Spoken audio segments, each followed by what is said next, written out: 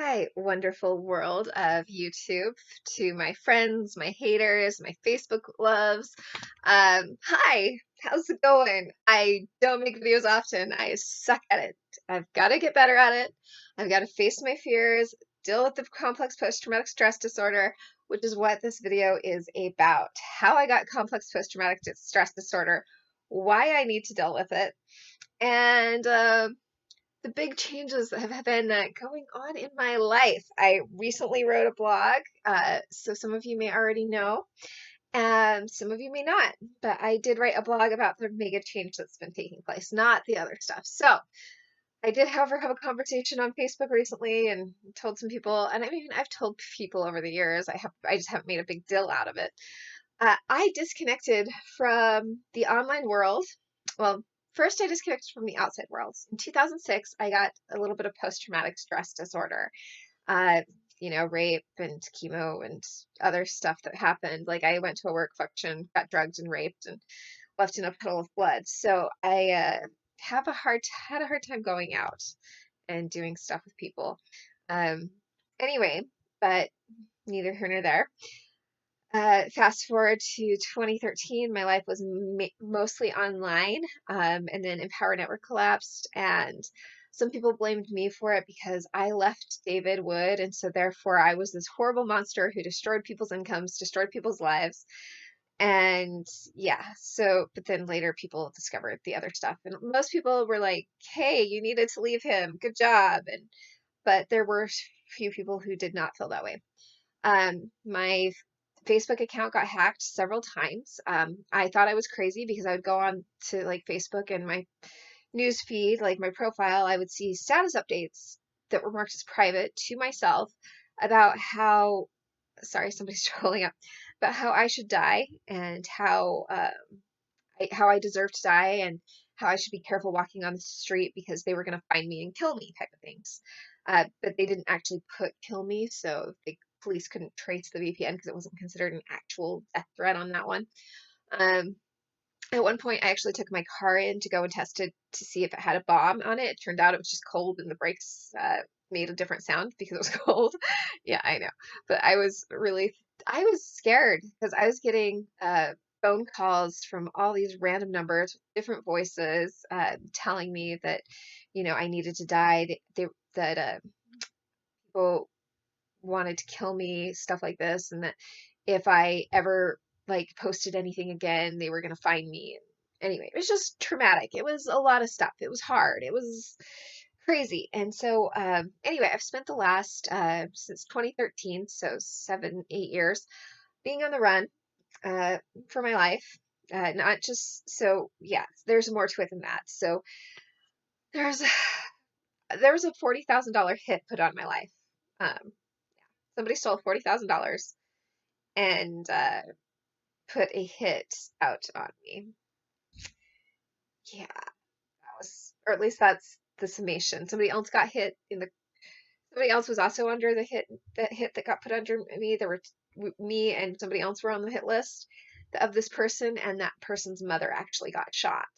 So in the crossfire. So it's been a lot, and I'm able to talk about it with okay and not cry at the moment, because that was back in 2013, 2014. So I dealt with that a little bit, but I did recede. I think a lot of you have noticed I have not been online the last 7 years, 8 years, as much as I was before that, before my divorce started. I used to be online all the time. I used to have a lot of really good relationships online, a lot of really awesome friends and support, and I would just like talk to people and let them in and be all cool. And I loved having that support. It was amazing. I needed it, and it got me through some really tough times. But once I started getting all these death threats and the craziness started happening, I just kind of closed off and pulled away because I didn't know any other way to deal with it. That's my MO is when things are hard, I run. I take off, I go, I hide away from things. And it's been my motto since I was like 16. Excuse me, I have allergies right now. So at 16, I left home and it worked out really well for me. And when things got bad, I would just leave again. Whenever things got bad, I would just move away and, build a whole new life for myself. And So I got really good at doing that. I got really good at just being like, oh, I'll make friends in a new place. Oh, well, whatever. And just dropping my life from one moment to the next and picking up a new one. It just became my world. Um, so that's what happened for the last 7 years is that. But now there's this huge thing that's been going on. And where I have to face my complex PTSD. I have to deal with it. But unfortunately, with COVID, therapists are kind of way overbooked right now, so it's been hard to get an appointment with one. Um, but I met the love of my life. He's super sweet. He's just, I don't know. Like we've been together almost a year now, and like the honeymoon phase hasn't really worn off. I'm just crazy about this guy. I mean, we've been together over a year, sort of. Like the first part of our relationship started with us just talking on the phone. Like we talked on the phone for months before we ever met. And anyway, we met, and a few months later, I was knocked up. So yeah, so we were both child free, and I was not planning on getting knocked up. Did not plan on ever having kids. I was super like overpopulation is horrible, and poopy diapers are disgusting, and crying and screaming. I am so not wanting to do that. You can count me out, dude. Get that away from me. Um, but my partner, who, when I found out that my pregnancy was healthy and the baby wasn't going to kill me, I'm like, oh crap. I have a moral obligation to this thing growing inside me because it's not trying to kill me, so I guess I shouldn't try to kill it. So I'm like, okay, I'm gonna, as soon as I found out I was healthy enough to keep the baby or to bring it to term, I'm like, okay, adoption's an option. Adoption's an option. It's always what I've said. If like this type of situation ever happened, was I would just give the baby up for adoption. But my beloved partner, who took me in his arms and he's like, whatever you want, after several weeks, changed his mind to from whatever you want to, and I'll support you, which he still did. He was just like, but after several weeks, he's like, said to me in this voice where he was just like, very, very scared and nervous. And he's like, I want to keep the baby. And I'm like, oh crap. My wonderful, fantastic, child-free partner wants to keep this baby.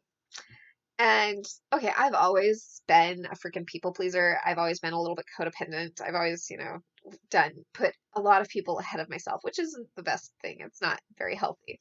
I've worked on it. I've gotten a lot better, but anyway, used to drive my sister Heather crazy about me that I was such a people pleaser.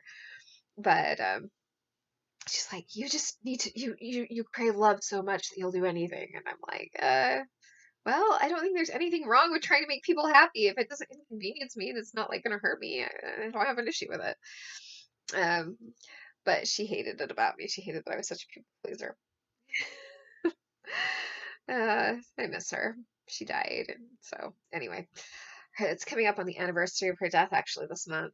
So trying to be it'll be her 2-year anniversary of her death. Yeah.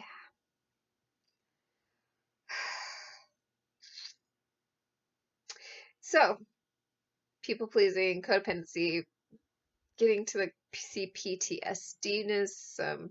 Oh wait, so I had my partner told me he wanted us to keep the baby, and I'm just going, sorry, my bras don't fit. I have actually not bought anything for maternity. Like his sister gave me some stuff, and his cousin gave me some stuff, and my sister bought me some stuff, and so I haven't bought myself anything, including new bras for maternity. So my bras do not fit right now at all. But like the sweater was a gift from his sister, so super awesome. She like gave me like 5 huge like yard bag, like those leaves, the black bags that you rake your leaves into, those gardening bags. She gave me like 5 huge bags, fully loaded, like overflowing with clothes that to go through, and I'm just like, wow. So anyway, I am super lucky. I have not had to buy clothes.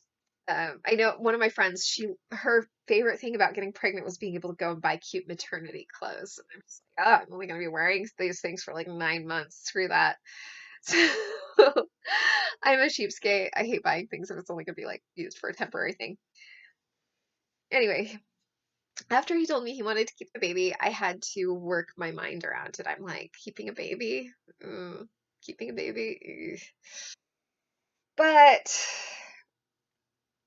I was already researching pregnancy stuff, because I figure if I'm gonna have a kid, I'm gonna give it the best body and the best, life I possibly can before it's born, like give it a good home inside this crazy screwed up uterus, which, by the way,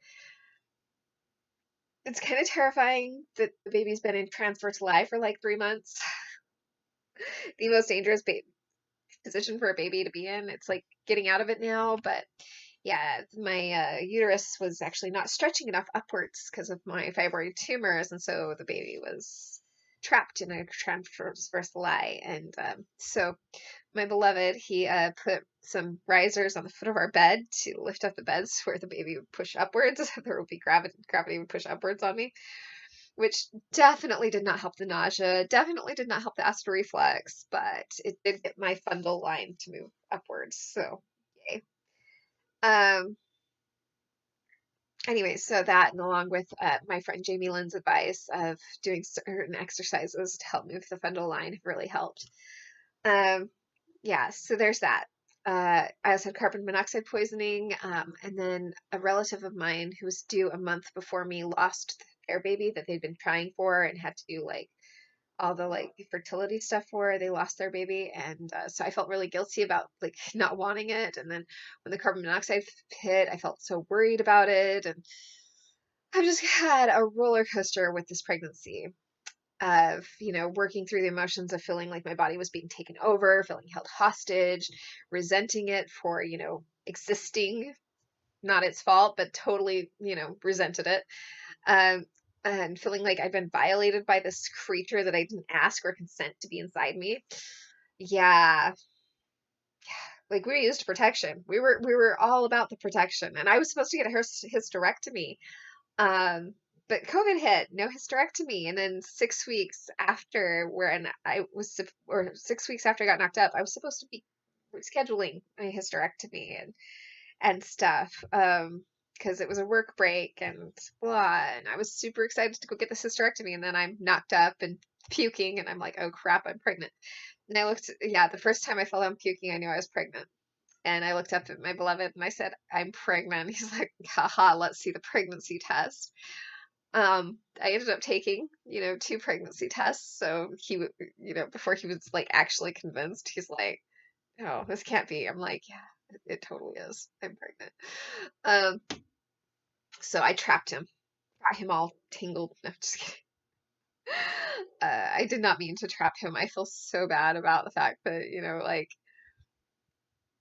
I got knocked up, which is funny, and I shouldn't feel that way, but at least I did feel that way. I don't really feel that way anymore because he totally wants the baby.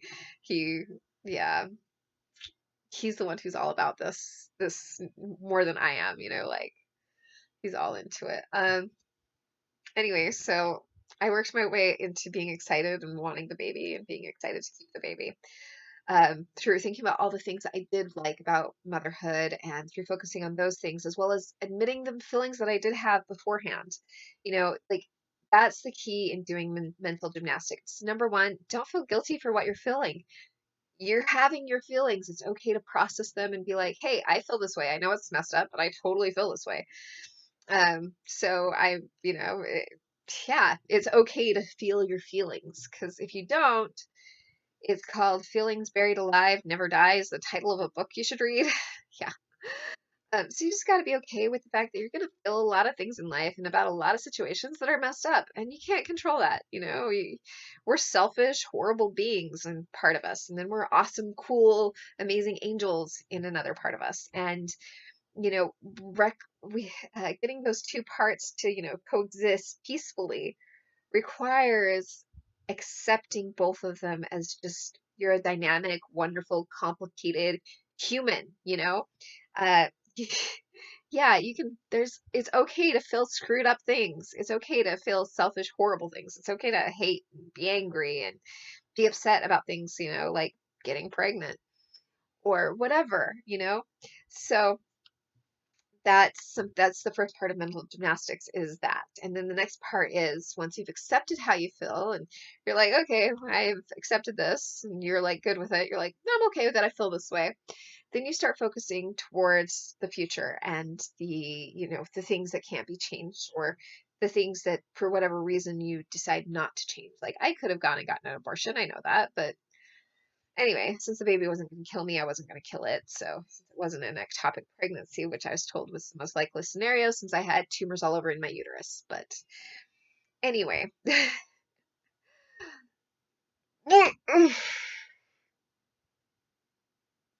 oh, sorry, excuse me. Nausea is great fun. I mostly just puke air. I've had like a few days of puking, but mostly it's just been air. Ugh.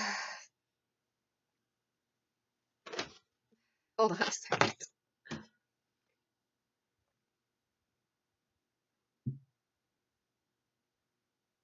I'm allergic to tap water, so I'm always drinking filled gallons of water because I don't want to pollute the earth with more plastic. So recycle my bottles and whatnot. Anyway, he wants to keep the babies. I worked my way around into being excited about it because I thought about breastfeeding and how I have these friends who they get the most like blissful look on their faces when they breastfeed, and how that was something I kind of always wanted to experience was breastfeeding. It was like the only part of motherhood I really looked forward to. Um, And then I discovered like how my brain is being changed by being pregnant and pregnancy. And I also was curious about this whole like heroin high of kids. Like I never wanted to go and have heroin or drugs and stuff, but when you're knocked up and you give birth, what happens is your brain gets overloaded with oxytocin, which is basically heroin. Um, and that's why people do heroin is because it's, the love drug. So you get the super euphoric high, and that's what bonds you to your baby is, that. So I started thinking about that, and I started studying like the brain changes and blah. But I found out just being pregnant before all of that, I'm getting smarter. My brain is getting super smart. I'm growing all this like gray matter in my head, mecveza. So that's super, super exciting. Like, I'm finally getting out of a chemo fog that lasted since 2006. I'm finally getting my head back together, and like I'm studying things like CACNA1C genes and how to deal with that. And there's 10 genes that cause schizophrenia, which, he has some relatives that have schizophrenia. And one of them is the CACNA1C gene, which is bipolar and schizophrenia, or it can cause either or, depending on the other genomes going along with it. So I loved getting my brain back because I'm reading all this stuff about these different things and learning about it. And it's really awesome. And I'm learning about how to prevent like bipolar disorder in my baby by my diet. And so if you do have bipolar that runs in your family, and you're pregnant, take a lot of quercetin or eat a lot of apples. It's in those. It's in bananas too, but not in super high doses. And take a lot of EPA, DHA as well. And then you need to be taking methylfolate, not folic acid. So only 1 out of every 3 women or something can't absorb folic acid. It's the fake methylfolate. It's the lab created version of methylfolate. So you need to make sure your prenatal vitamin or whatever it is has methylfolate in it. Eat a lot of legumes or meat or whatever to get that. I eat a lot of what's it called?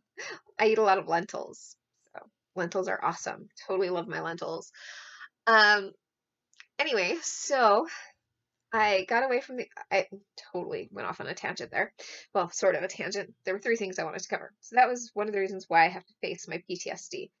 I went offline, death threats and people who fanatically hated Empower Network were calling me and breaking into my computer. My camera got turned on remotely. It was scary. Moved around a lot. I don't know if I recovered this already. I may have. This is like my second take, so I get confused. Anyway, now I have to get over my online PTSD. as well as my external PTSD of like, so I can actually leave the house and take the kid out to, school and the park and blah. Really need to get a freaking therapist. COVID, stop making people crazy. I have real problems here. Uh, yeah. Other people are like, I'm trapped inside because of COVID. And I'm like, I've been trapped inside for 7 years. Or, no, not 7 years, since 2006. So a lot longer than 7 years. That's, let's see, it's 2021. Got to do the math here. So 15 years. Yeah. I've been trapped by my PTSD and my C-ptsd for 15 years about. So I've pretty much had like this like COVID thing. Like I've been acting like the world has COVID for 15 years because I like go to the grocery store and that's it for like 15 years. That's basically been my life. I mean, I went to events and stuff, and I did a lot of things with Empower, but I've lived a very quiet life, and I never really went to bars, never really went to parties, never went partying. I was just this very boring person. Yeah, 15 years of that. So. Gosh, I'm getting old. Ugh. Yeah, that's another thing. I'm over the age of 35. I'm 37 now and I'm about to have a kid, my very first kid. So funny, but I always thought like if you got knocked up it was because you were kind of irresponsible, you know?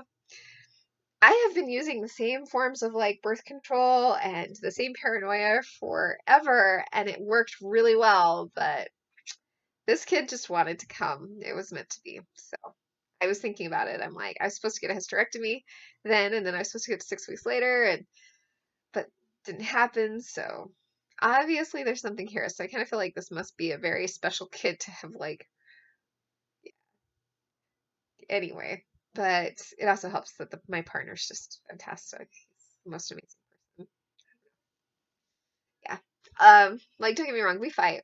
The other day we fought because well, actually, I need to write a blog about that, so I put everything correctly because if I just say stuff, it will come out all wrong. Yeah, I'm really good at saying stuff wrong. When I blog, when I write, I can actually. Oh, by the way, you should go check out my blog if you haven't already. Check out my blog because I'm a much cooler person in writing than I am like on YouTube. And haters, go ahead and hate. Speaking of, I got a very long letter from David that was posted on my blog that, if you want to go and read his version of events, feel free. So, like, I posted this letter that I wrote to him. I actually had emailed him privately the same letter, without all the like links and stuff and mentioning the books that I'd been through. Um, I had sent him this letter just thanking him. Just it's part of my healing process is to just be like, hey, I'm cool with you now, dude. Things are good. And then I posted it on my blog because I was like, oh, this is a really cool letter, So I posted it on my blog, and then anyway, he responded on my blog. He also responded privately, but yeah, but he responded on my blog. So if you guys want to go read that and see more drama, go for it. Comment, or watch the train wreck, whatever you want to do. Um, But yeah, I am a much cooler person in writing than I am in person because in person I say stuff all wrong. I am a total Sheldon. Yeah, I totally relate to that Big Bang Theory-ness. Yeah, why he became the main character is because we all feel socially awkward. We all feel like we put our foot in our mouths and we all feel like we tell people information that they just do not know or do not care about, don't want to know. And that is so me. I'm always overwhelming people with information. This like little 8-year-old, or no, she's like 13. She's my beloved's cousin's daughter. Yeah. So anyway, she comes up to me. She's like, chocolate's bad for pregnancy. And this little 12, 13-year-old, whatever, I turn and I look at her and I'm like, well, it actually depends on the level of carotenoids because chocolate actually promotes blood flow to the uterus, but it can cause problems in the developing fetus's heart if you have too much. But it takes massive amounts of chocolate to cause that. However, berries and blah, blah, blah have the same carotenoids in them. And so you can't really blame chocolate if this happens because of this, that, and the other.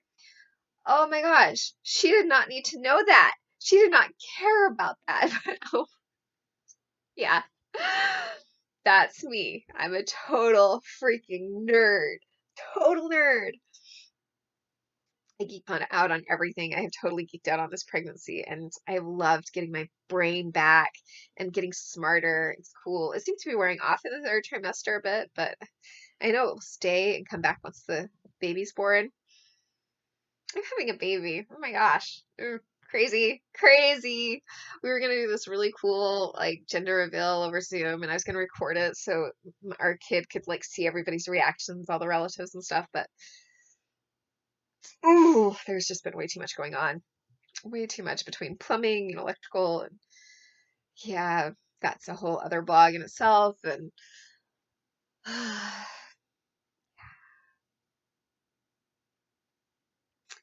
I have a really good partner. We'll just say that.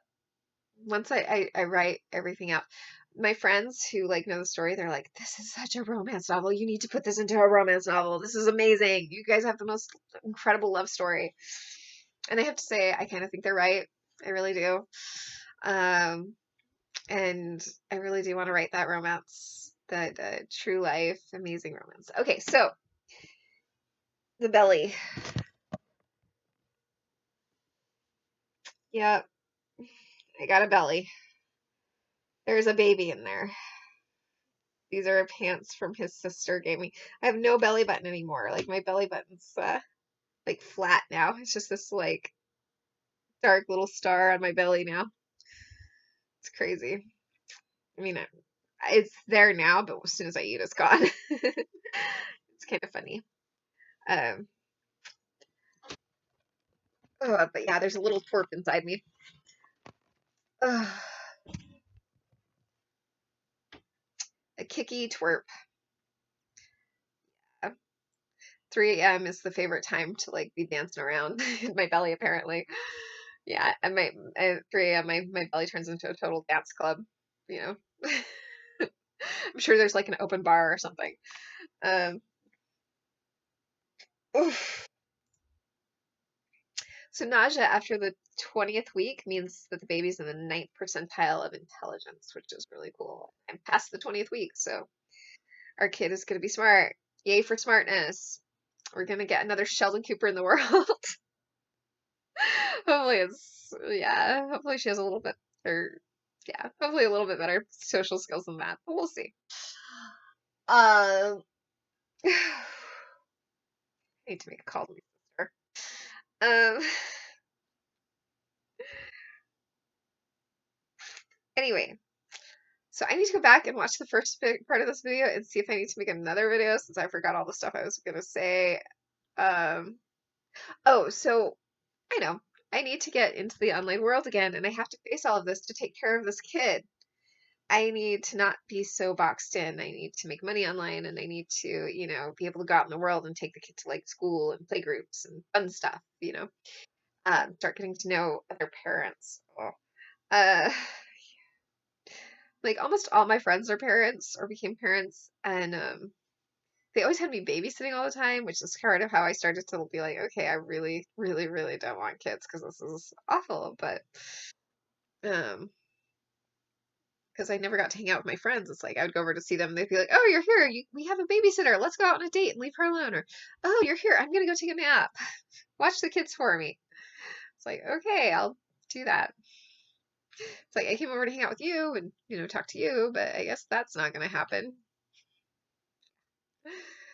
So that was one of the reasons I really was like, I really don't want kids. But now that I have a partner who I can hang out with and talk to and be adult with, I guess it works. Come here, baby. You're just gonna lay there? Come here. Come here, my little monkey butt. Bingo. Oh, so this is my first child. She turned out very furry. Huh. Are you fuzzy? Are you fuzzy furry? Yeah, so this is the big sister. And hopefully, no, I already know what's growing inside is going to be just as cute, but we're cuter. Yeah. Um, but my beloved always calls our Messi the big sister. So yeah, he this little one has him wrapped around her paw and his paw. um, yeah, she uses him as an elevator to get on the bed, and get food. He feeds her way too much food. She gets very spoiled. Huh. Get boiled. So anyway, oh, he's gonna be a good dad if he's given a chance. It's another blog that's coming. I need to write a lot of blogs. I have so many blogs I freaking need to write. Books I need to write. And I love writing, and I'm back to like loving writing. It took a while after my sister died to love writing her. Um, but I'm finally back to where I'm able to write again, which is really cool. Of course, with the nausea, I can't do it all the time, but you do what you can when you're knocked up. Pregnancy is just kind of one of those things you're like, okay, I've just got to deal with this. I'll just have to deal with that later after the baby comes. Of course, after the baby comes, I'm going to be healing from having a baby. That whole, putting a watermelon through a pea shooter thing.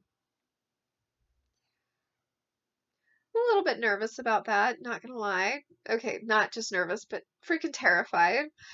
Um, Giving birth has never ah it seems horrible. I mean, I know there are women who go through childbirth and think it's like just incredible and have orgasms. It's ecstasy for them.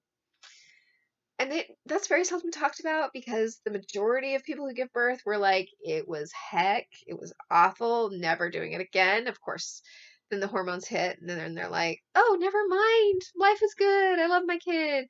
Because there's actually a drug called the Twilight drug that the body produces something similar to, but it would make women forget about the experience of even giving birth. But the body produces something similar where you remember giving birth, but you forget all the pain of it. You forget how horrible it was. Otherwise, women would never give birth after the first one, and our species would go extinct. Um, but thanks to our body producing this chemical, this hormone or whatever, women tend to forget how painful childbirth is. Yeah. Um, Anyway, my plan is just to get my uterus and stuff removed once I give birth, but not sure how well it's going to work because I want to give birth vaginally. And if I get a C-section, it'll be no problem, but I want to breastfeed after I give birth and, all this stuff. So I'm not sure how well giving birth and then going in for a hysterectomy is really going to work. And I want to do a water birth too, so I'm going to be in a separate place from the hospital. And I've been stressing about this, but nobody wants to talk birth plans yet. And I'm like, none of my providers are willing to talk birth plans with me. And I'm like, you are stressing me out. Do you not understand this? You're making me crazy. I'm a very difficult person.